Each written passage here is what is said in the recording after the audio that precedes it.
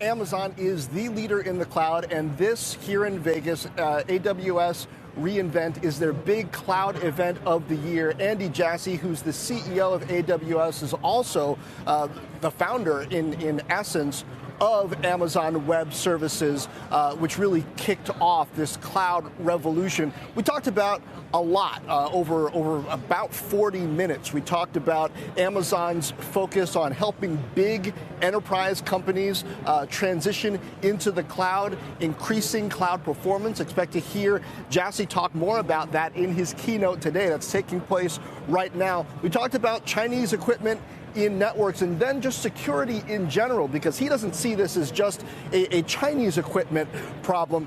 We also talked about that JEDI contract that the DoD, Department of Defense, awarded to Microsoft about 5 weeks ago, and that Amazon is now contesting in court. He had some very sharp and specific things to say about that. His first comments on camera about JEDI, which we'll get to in a bit. And then there's the question of structure. Is AWS ever going to be a completely separate company from Amazon? Take a listen.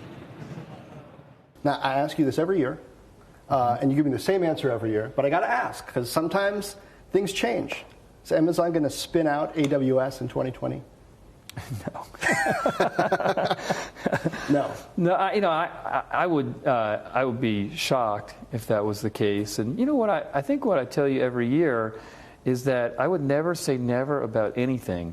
Having been at Amazon for almost 23 years and been a part of so many things I would have never predicted, I'll never say never, but there just isn't much need or incentive to do so. Typically, companies spin out units if they don't want them on their financial statements or if they need the money to fund the growth of the new unit. And neither of those are the case for AWS. And I also think that customers shouldn't really want us to spin out AWS, just because what customers really want from us is they want more features, more capabilities, more services, things that allow them to move their customer experiences forward, as opposed to if we spun out having to think about doing analyst calls and building a new HR system and things like that. As lovely as those things are. All sound very lovely.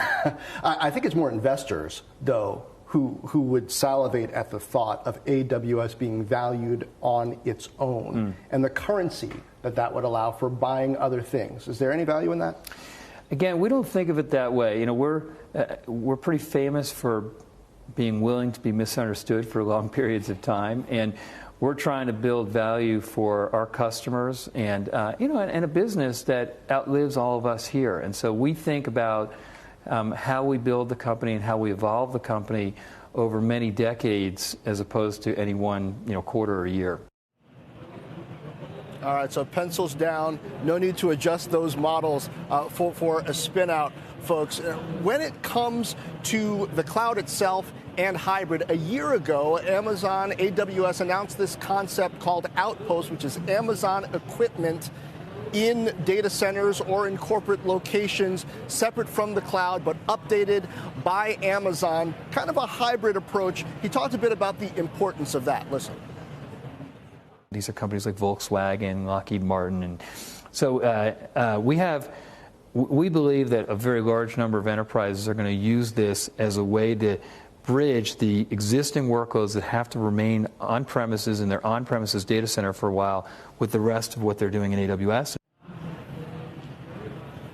Lots of technology talking here, as well as just the big shifts happening in economies around the world, guys.